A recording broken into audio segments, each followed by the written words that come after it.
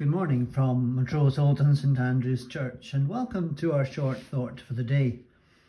We light the first of our Advent candles, a sign that Christmas isn't that far away.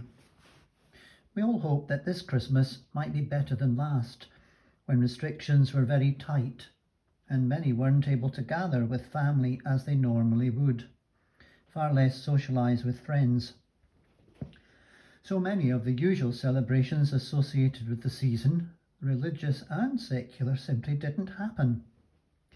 I said we hope, and actually hope is the theme behind the first Sunday in Advent. In both our passages today, from Jeremiah and from Jesus, there are encouraging words of hope. Not because everything was looking rosy, or at least beginning to improve. Far from it. In both cases, the people were up against it. Life was tough, and many felt oppressed. Exile was on the horizon for Jeremiah's people, and life under the mighty Roman army in Jesus' day was oppressive and fraught with danger. But the word of hope came through loud and clear.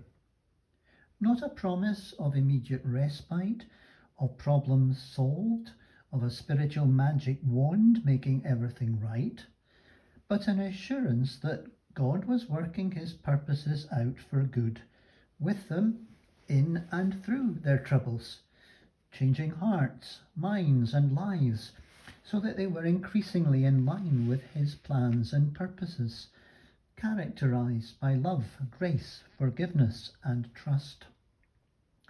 And that remains God's strategy.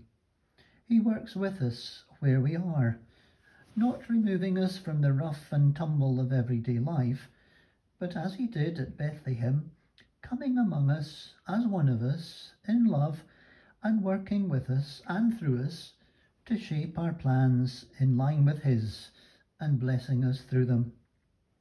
He is in it for the long term, ultimately for eternity. But that long-term plan begins for us right now, as we open ourselves to his lead, to his love, and make changes that, bit by bit, issue in the coming of his reign of love.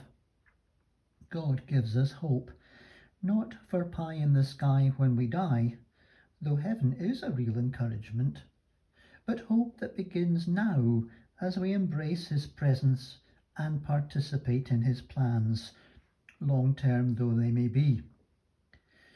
We can have some reason for thinking that Christmas will be better this year, in spite of the tough year it's been for the world as a whole, and in particular sorrowing quite a number of families. But more than that, Christmas offers us the ultimate hope that God is with us always, and he really is working out his purposes of love for us and for the world. Thanks for joining us.